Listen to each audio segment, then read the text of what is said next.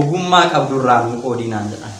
Waldaan namni sunni dhufe ishi jedhee dhufe Finfinneetti wal argine jechuudha. Naannoo Markaatootti jechuudha. Markaatoodhaa kan bitamu minichi. Nama sana barbaanne nuti nama 3-4 taanee jirra. Nu keessaa namni tokko nama sana argate jechuudha. Kanaan booda bilbilaan walii bilbilee wal arganne. Kana maamannu namoonni amanummaa bakkaatti yaadde sana yeroo itti hir'atanii jiru jechuudha. Namoonni akka kanaa jechuudha. Xiqqoo natti buusaa qofa yaadadha. Gaafa natti bu'ee booda erga natti bu'ee booda maal naan jedhe iqirtaa eebbaa nama hin naan jedhe. Ufumaa isaa jechuudha dhufee natti bu'ee dhiifama hin jedhamu naan jedhe. Amma ifadheen bakka dhiifama hin jedheen. Rakkoon qabu naan jedhanii silkii taabileetii guddaa wayii qabatanii jiru. Kana kennaa namni naa kenne taabileetii guddaa kanaan ofii kiyyaaf sii kennaa ittiin tajaajilta. Waldaa keenyas waan tajaajiltuuf naan jedhe ishi jedhee nan gammadee.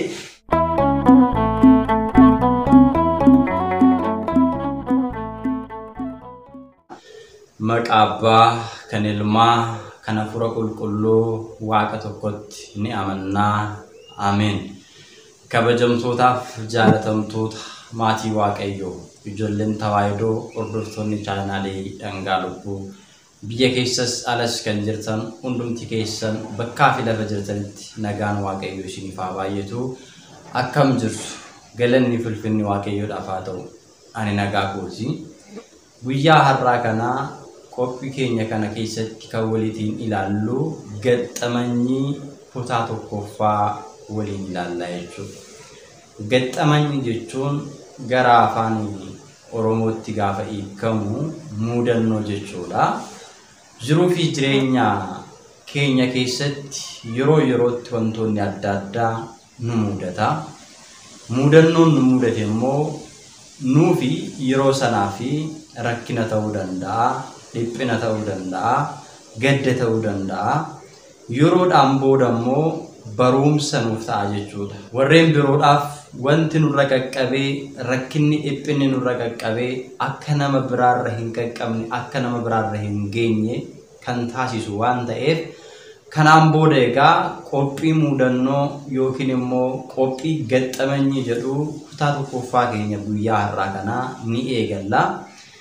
Waa'ee gaxxamanii yookiin immoo muudannoo kanarratti egaa hundumti keessan kan hirmaattan ta'a jechuudha. Maaliif yoo jenne wal irraa baranna jechuudha. Namni walii isaatiif daawwitiidha. Walii isaadhaaf kitaaba.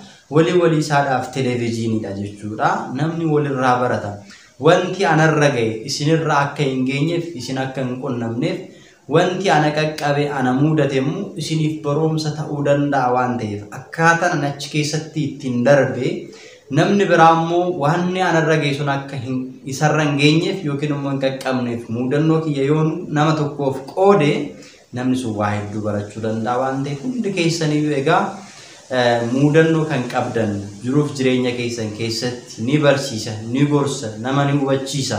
Wanti anarra qaqqabe nama biraarraa hin qaqqabin jettanii kan yaaddan karaa chaanaalii Dhangaa Lubbuu kanaan kan waliif qoonnu, kan wal barsiisnu, kan wal hubachiisnudha waan ta'eef iyyuu warreen muudannoo qabdan muudannoon kiyya kun namoota biroo ni barsiisa jettanii kan yaaddan telegiraamiidhaan yookiin waasaappiidhaan lakkoofsa bilbilaa as jalatti argamu kana fayyadamuudhaan muudannoo keessan viidiyoos yoo dandeessan waraabdanii yoo viidiyoo dadhabdan immoo sagaleedhaan rikoordi gochuudhaan nama kan biroo tokkoof illee osoo hin ergin gara waasaappiitiin yookiin immoo telegiraamiidhaan yoo ta'e filatamaa jechuudha. Telegiraamiidhaan akka nuuf ergitan isin jenna jechuudha. Taansuudhaani kaayyoo fi barbaachisummaan qophii gaxxamanii kanaa yookiin qophii muudannoo kanaa maalinni yoo jettan egaa as keessatti muudannoo kana keessatti gaxxamanii kana keessatti nama qofa osoo hin taane hojiileen hafuura hamootaa ammam sadarkaa qabatanii jiru ammam bakka qabatanii jiru jiruuf jireenya keenya keessatti kan jedhu gochootni hafuura hamoo muudannoo nu mudatu jiruuf jireenya keenya keessatti rakkoo garaagaraa nu mudatu keessatti ammam dhiibbaa qaba. Gochaan hafuura hamaa jiruuf jireenya keenya keessatti wanta nu mudatu wanta nu rakkisu keessatti ammam dhiibbaa qaba kan jedhu kan nu hubachiisudha jechuudha mudannoon yookiin immoo gexxamanyiin jechuudha. Hafuurri hamaan jiruuf jireenya keenya keessatti ammam harka galfateera. Wanti hojjetamu dhiibbaa hafuura hamaatiin immoo dhiibbaa namaatiin immoo rakkoo keenyarraa kan ka'e mudannoodha yookiin gexxamanyiidha jennee wanti nuti dubbannu wanti akka seenaatti nuti keenyu sun akka hin daganne kan nu taasisu sun maalinni wantoota jedhu mudannoowwan kana keessatti walitti ilaallaa jechuudha. Kana waliin wal qabatee gochootiin hafuura hamaa jiruu fi jireenya mucaa namaa keessatti parsantii 100 hanga parsantii meeqaatti dhiibbaa geggeessisuu danda'a. Dhiibbaa kan geggeessisuu danda'u immoo hafuuronni hamoon yoo nuti maal taanidha kan jedhu as keessatti ilaallaa jechuudha. Hir'inni nuti qabnu hir'ina maalii yoo qabaannedha jiruuf jireenya keenya keessa hafuurri hamaan galuu kan danda'u dhiibbaa geggeessisuu kan danda'u kan jedhu sirriitti gexxamanyii kana keessatti ni ilaallaa jechuudha. Keessumattuu jechuudha yeroo hammaa kana akkuma argitan addunyaan waa'ee lubbuu osoo hin ta'in waa'ee foonii qofa irratti xiyyeeffachuudhaan guddina diinagdee hawaasummaaf yookiin immoo guddina diinagdee dhuunfaa qofa kaachaa jira malee namni waa'ee lubbuu isaadhaaf hammam yaadaa jira. Waan hojjennu irratti waan dubbannu irratti guyyaa guyyaatti adeemsa deemnu kamuu keessatti karaa keenya irratti mana keenya keessatti dhiibbaan hafuura hamaa maal fakkaata kan jedhu bal'inaan gochaa badii hafuurota hamootaa kan jedhu bal'inaan gexxamanyii kana keessatti kan waliin laallutaa jechuudha ammarraa eegallee. Kanaaf hundumti keessan barumsi kun barumsa guddaa barumsa bal'aa waan ta'eef hiriyoota keessaniif sheer gochuudhaan biraan geessu jechuudha. Namoonni hundumtuu kanaan booddee dhufanii akka hirmaatan taasisan affeerraa qophii kiyyaati mee xumura irratti mudannoo yookiin gexxamanyii na mudate tokko isinitti meetinan guyyaa har'aa kanaaf kutaa tokkoffaa qophii mudannoo keenyaa sumaan gabaabsina jechuudha. Mudannoo kanarraa waa hedduu barattu jedhee yaada jechuudha. Wanta hin dagannedha. Yeroo sana naannoo bara 2008tti tajaajila onlaayinii tajaajilaan jira gama WhatsAppitiin YouTube'dhaan otoo hin taane waldoota garaagaraa keessatti hirmaachaa ture. Isarraa kan ka'e tajaajila ilaalanii waldaa tokko irratti akka hirmaadhe isaan tajaajiluuf na affeeranii turanii. Waldaan sun waldaa guddaadha. Biyya keessattis waajjira yookiin biiroo qaba. Kanarraa kan ka'e gara biiroo isaaniitti na waamanii hojii haasofne jechuudha wanta haasa'amuudhaa qabu. Erga haasofne wajjin taphannee booda waldaa sana akka ani tajaajilu na affeeranii. Egaati jaalalli obbolummaa jira. Tajaajilli hafuuraa waamuu namatti mi'aa. Kanarraa kan ka'e egaa saatii na barbaadanitti sinfaana na hirmaadha jedhee walii galle jechuudha. Isaanis haala sanaan erga walii gallee booda ogummaa qabdurraa nu qoodinaan jedhan. Waldaan kuni waldaa guddachaa jirudha. Gara fuulduraattis immoo hojii gaarii hojjechuudhaaf immoo utubaa kan ta'uu fi danda'u baajeta isa barbaachisaa. Waan baajeta keenya miseensa irraatii ala karaa biraatiin ittiin guddifachuu dandeenyu hojii ogummaa beektu yoo jiraate nuuf qoodinaan jennaan ani immoo tsuwaafii oomishuun an beeka jechuudha. Tsuwaafiin akkamitti akka oomishan waan tan beekuuf anis ogummaa kanan beekaa. Waan hafuuradhaan wal qabatu kana malee waan biraan beeku gaafa jedhuun kunummaa ndoomu gaariidha barbaadamee hin argamu. Kanaafuu tsuwaafiin kun akkamittiin akka oomishamu yoo nutti agarsiiste warri koree keessa miseensa keessa jiran leenji'anii hojiin uumamee fi hojjetanii waldaa kanaafis guddina ta'uu danda'a gurguramee madda galii ta'uu danda'a waan ta'eef irratti hirmaadhunaan jedhanii. Irratti hirmaachuu qofa osoo hin ta'in leenjiin akkam miseensa waldaa sanaaf laadhu na gaafatama. Tole jennee walii gallee dirqama immoo leenjii kana laachuudhaaf maaltu barbaachisaa? Meeshaan barbaachisaadha. Wanti itti hojjetamu ni barbaachisaa. Eelee wanti jedhamu jechuudha. Akkasumallee yookiin istoovii yookiin immoo kasalaanis yoo ta'e yoo filatamaan ibsaadhaan jechuudha istoofiidhaani. Ni barbaachisaa iddoon akkasii qophaa'uu qaba. Dabalataan immoo kirriin jechuudha. Kirriin ni barbaachisaa. Kan baqee immoo kirrii sana faana wal qabatee qalamni itti dabalamee halluu jechuudha. Fakkeenyaaf amma tsuwaafii argitan halluu lama qaba. Tokko halluu keellooti. Tokko immoo keelloo irra darbee gara abaaboo masqalaatti kan dhiyaatuu fi keessatti immoo qalaa kan jedhu ni jira jechuudha. Halluu garaagaraa jira jechuudha tsuwaafiin. Ni beektu. Inni ni barbaachisaa. Isa kana bituudhaaf dirqama iddoo isaan beeku eessaa akka bitaman. Isaanis hin beekan isaaniif haaraadha. Kanarraa kan ka'e dirqama nama iddoo kana beeku gaafachuun barbaachisaadha. Nama sana barbaaduun barbaachisaadha. kanarraa kan ka'e nama sana barbaade haballi isaa dirgoo isaa kaffallee fi nuuf bitee namni suni waan isaa barbaachisu hundumaa isaaf goone isaan boodaati immoo leenjii nuuf kennite jennee walii galle jechuudha. Tole jennee walii galle namni bal'inaatiin iddoo sana kan beeku waa'ee oomisha xuaafii sanaas immoo kan barsiisu namni tokko ni jira ture jechuudha. Namni suni barsiisaa ture. Kanaaf nama sana dirqama nan dubbise jechuudha. Gaafa dubbisu akkamittiin deema hojii kiyya ishee gaafa naan jedhu namni sun dirgoon siif kaffalamaa, balleen kee siif kaffalamaa, tiraanspoortiin kee siif kaffalamaa kottu nuu biti jedhee nama sana nan affeere jechuudha. Gaafa naffeeru maal ta'e namni sun ni dhufe ishii jedhee dhufe Finfinneetti wal argine jechuudha. Naannoo Markaatootti jechuudha. Markaatoodhaa eegan bitamu mi'ichi mi'a sana erga binnee booda waan hundumayyuu erga wanta oomisha xuaafii kanaaf barbaachisu hunduma isaayyuu namni sun nuu bite jechuudha. Oomishuu isaa waan ani beekuuf jechuudha. Kanarraa kan ka'e kan baay'ee nu rifachiise keessaa jechuudha. Gaxxamanii dhaqanii isiniin jedhee as keessatti isinii kaa'uudhaa barbaade erga meeshaa sana binnee baanee booda nama baachisne jechuudha. Fakkeenyaaf amma iddoo sanaa baatee amma bakka konkolaataatti yaabbattu geessutti nama baachista. Warreen baatan immoo birriin kan kaffalamuuf achi keessanii jiru.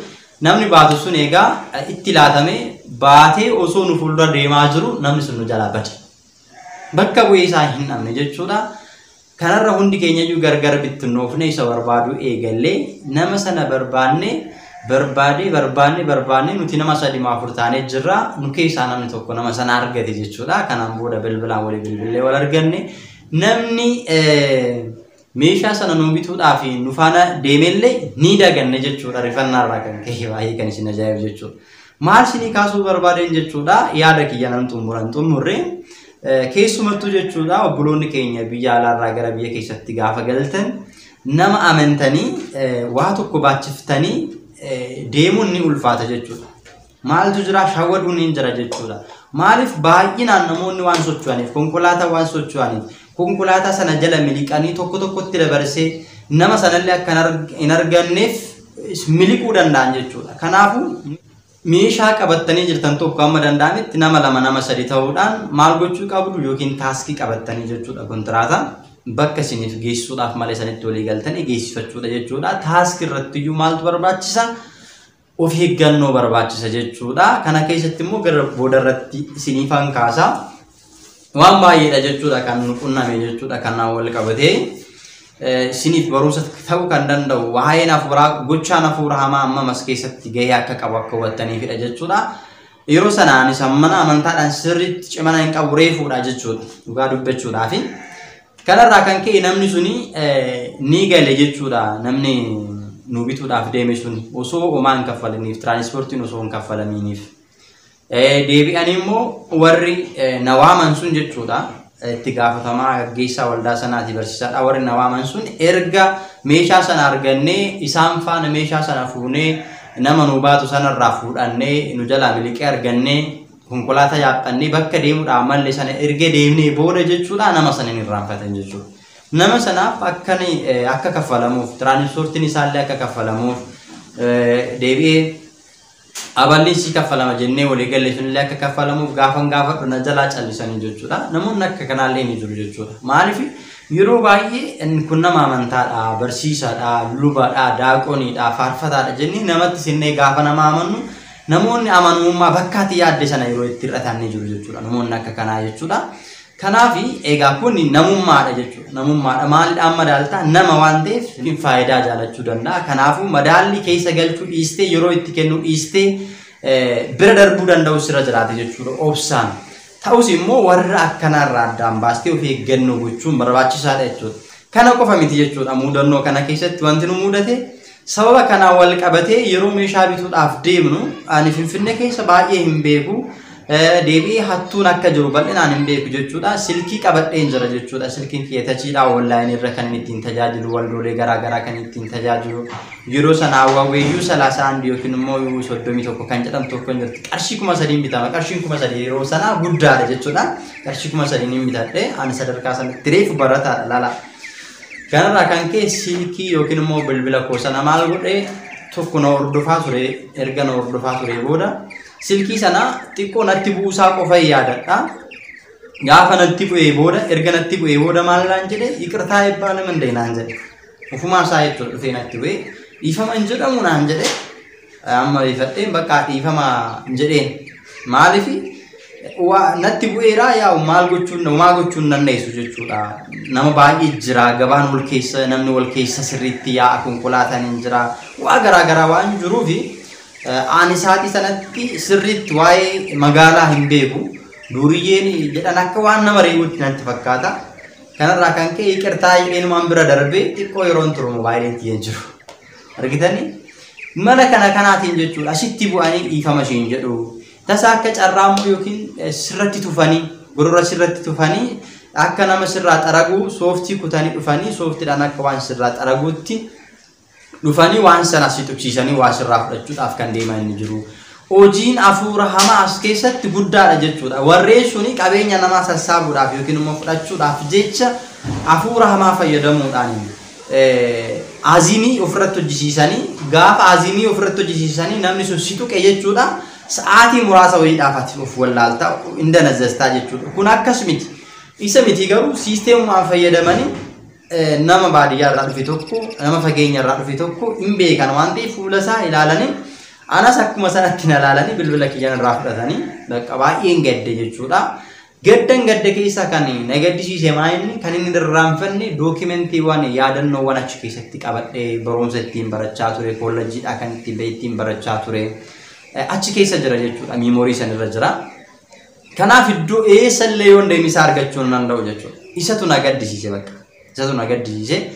Gadda bichaa miti deebi'ee immoo lammaffaa tajaajila onlaayiniitti deebi'uudhaaf dirqama bilbila bitachuun na barbaachisa. Yeroo sanatti namni nafaan adeemu sun kun rakkoon qabu waanuma jirudha naan jedhe barsiisaan suni nama guddaadha isaanii kaapitaalallee hin qabanii deebi'anii waldaan sunillee waldaa guddaadhaan hooggananii bataskaana garaa ijaarsanii kun rakkoon qabu kun waan barameera nurraayyuu silkii meeqa nurraa fudhataniiti kanaaf iyyuu hin gaddin naan jedhee gara mana isaaniitti na fudhatanii galanii rakkoon qabu naan jedhanii silkii taabileetii guddaa wayii qabatanii jiru. Kana kennaa namni naa kenne taabileetii guddaa kanaan ofii kiyyaaf asii kennaa ittiin tajaajilta waldaa keenyas waan tajaajiltuuf naan jedhee ishi jedhee nan gammadee bakka ani bilbila taabileetii qabachuu miti bilbila tachii qabachuun anaaf haaraadha waan guddaadha.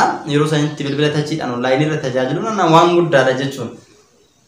Kana wal qabatee gara manaatti ni gallee ani nan irraanfadhee bilbila tachii kiyya irraanfadhee taabileetii abdadhee kanaan booda egaa maal ta'e seenichi nutti agarsiisinaan jedhanii gara mana isaaniitti na fudhatanii deemanii miseensa waamanii waan fuunee galle sana egaa maal goone in hojjenne ittiin agarsiisee isaanis hojjetanii na agarsiisan jechuudha. Leenjiin kennee fi deebi'anii hojjetanii baratanii xumuranii oomishuu akka danda'an erga taragaaggatanii booddee galgala sana isaanuma bira buleen ganama gara iddoo jireenya kiyyaatti deebi'uudhaaf gaafan jedhu tokkoffaa waa'ee namicha meeshaa nu bituudhaaf waamee natti dhaga'ame bilbila irraa fudhatamuun natti dhaga'ame kana lamaan yaada kiyya keessatti gaafa yaadu waa'ee namicha gaafa nan eegaasu na jalaa callifame jechuudha. Deebiin naan laatamne ani immoo qarshiin qabu nama kanaaf kennuu hin dandeenye gaddeetu waan callisee deebi'eemu waa'ee bilbilaa akka irraanfadhuuf taabileetii siifan kenna naan jedhe namni sun yoo barbaadde immoo silkii haaraayyuu siin bitamaan naan jedhee na abdachiiseef gadda keessaa ba'ee gammachuudhaan hin jira. Ganama obboroo kaanii ciree hojjetanii qorsii keenya nyaanne isaan booda qarshii 1,000 lakkaa'in itti kenne itti dabalii bilbila kee bitadhu taabileetii amma hojiin itti qabanaan jedhe bakka maal isinitti mare innaa waan dubbanne gaddee konkolaataa seenii gara biyya kiyyaatti deemuuf gaafa jedhamu mudannoon biraan muda ture. Ilaala tokkicha mudannoon si mudachaa deema taanaan ati yaada kee keessaa baastee jabaattee jabina hin qabdu taanaan itti fufa jechuudha. Maaltu na mudata konkolaataas gaafa seenuuf deemu namichi maal godha shifeerumti jechuudha. Shifeerumti konkolaachisaanumti makiinaa yookiin konkolaataa sana maal godha dudduuba kiyya naanna'ee gaafa nan lafa makiinatti ol jedhee ol ba'uudhaaf ka'u kiisii duubaan agale jechuudha. Ofuma irratti hin qabe kaa maal gootaree isa iyyuu immoo yoo rabbi si gargaare malee qabachuun iyyuu nu ulfaata. Erga hin qabe boodee namichoo maali gaafan jedhee an akkana naanna'ee ilaalu dhiifama tasanii si tuqee naan jedhe maal jettaree bakka waan kee amman fuudhamnetti kaa Callistee dhiistaa anis yeroo sanatti sirriitti homaa yoo beektee somaa gochuu waan hin dandeenyeef nan calliseen. Akkasittiin kana keessa darbe siniin jechuu barbaada jechuudha. Egaa waa hedduu barachuu dandeessu. Amma waa'ee hannaati wal qabatee waa'ee waa namarraa fudhachuu wal qabatee maaltu jira seenaan achi keessa jiru maal inni kan jedhu yoo laalle gochaa afuura hamaa kan fayyadaman ni jiru. Kaani uumama isaanii siisteema isaanii fayyadamanii kan si'atan jiru. Gooftaa garaagaraa baasanii mala garaagaraa baasanii kan si'atan kan sirraa fudhatan ni jiru. Kaan isaanii immoo aziimii fayyadamu jechuudha. Aziimii kan jedhamu gara fuulduraatti ni baranna. Aziimiin kun gosa qaba. Gosoota keessaa keessumattuu mastafaaqeerii waan jedhamuun kan wal qabatu jira jechuudha. Nama sana akka isa faana deemtuuf akka isa hordoftuuf kan si taasisan jiru jechuudha. Tokkoffaa osoo ati hin beekin qaama kee bakka ta'e situ. Yoo situ kan yeroo sanatti ati sa'aatii sanatti bakka jirtuu fi waan keessa jirtu ni irraanfatta jechuudha. Sa'aatii murtaa'eef daqiiqaa murtaa'eef wallaalta. Isaan booda maal gootan waan qabdu kiisii keessaa baastee barabbartee itti kennita jechuudha. Itti kennita erga turee namichi si biraa badee yookiin immoo si biraa deemee booda kan of beektu jechuudha. Kun aziimii fayyadamuudhaan jechuudha. Dabalatammoo yoo namni sunillee si biraa deemuudhaa ka'e waa tokko fuutee itti kennite kanafillee waamtee dirqamaan itti akka itti kennitu si dirqamsiisa jechuudha afurri sun. Si dirqamsiisee akka itti kennitu taasisa jechuudha. Yoo maal ta'e yoo jettan yoo kee ati amantaan kee hir'uu ta'e yoo kadhannaan kee laafina qaba ta'e sooma kadhannaadhaan hin cimne yoo ta'e keessa keetti amantaan ati qabdu shakkiidhaan guutameera taanaan jechuudha. Rakkoon akka sanaa nama mudachuu danda'a si mudachuu danda'a. Kanaafuu wantoota darban kanarra waa baay'eedha jechuudha kan hin baradhe amma. Haa ta'uti dhaamsi gaxxaman yookiin mudannoo keenyaa maaliin yoo jettan egaa namni kamuu of eeggannoo taasisuun sinirra jiraata. Warri biyya keessa jirtanis keessumattuu alaa gara biyya keessatti gaafa galtan mudannoowwan garaagaraa si mudachuu danda'a. Kanaafuu of eeggannoo guddaa gochuun barbaachisaadha. Kanatti aansuudhaan waa'ee gochoota afuurota hamootaa jiruuf jireenya namaa keessa akkamitti seenu, akkamittiin ergamu, ofiimmoo akkamitti dhufu, maal raawwatu, maal irratti hundaa'u kan jedhu iccitii isaanii tokko tokkoon kanaan booda ni ilaalla. Mallattoon namni afuura hamaadhaan qabame. Afuuronni hamoonni kun iyyuu maqaa qabu jechuudha. Afuura naxilaa, budaa, matatii, jinnii, zaarii, xoqaarii. Afuuronni adda addaa kun egaa afurri jaatamii maatii lusufarii warri jedhaman kun maqaa garaagaraa qabu. Hundumti isaanii gahee mataa isaanii danda'an qabu jechuudha. Abboonni keenya kan nu barsiisan abboota keenyarraa kan barannee fi seenaadhuma jireenyaaf jiruu namaa keessatti raawwatamu gaxxamanyiidhaan warra kan arganne walitti sassaabbanne gara fuulduraatti sirriitti waliin kan laallu taasinis immoo akka daawwitiitti achi keessatti kan of laaltan ani maalan fakkaadha kan jettan barumsa guddaa qabadhee dhufaan jira jechuudha. Kanaafuu subscribe gochuudhaan, like gochuudhaan, share gochuudhaan, nu jajjabeessuudhaan, comment irratti barreessuudhaan gahee keessan akka baatan waliin taanee dhaloonni si'anaa addunyaa qofa irratti kan hundaa'e osoo hin taane waa'ee lubbuu isaadhaaf, waa'ee jireenya isaadhaafis gara ofiitti deebi'ee akka inni yaaduu danda'uuf waa tokko seenaa tokko keenya darbuun barbaachisaadha. Isinis dhaloota kan ni barsiisaa ni fayyada kan jettan gama telegiraamiitiin jechuudha. Lakkoofsa bilbilaa Duwwaa 9-12-76-87-51 fayyadamuudhaan nu erguu ni dandeessu jechuudha. Qophii keenya guyyaa har'aa asuma irratti goolabna. Kan nu barsiisee kan nu gorse maqaa Waaqayyoo kan galateeffame haa ta'u.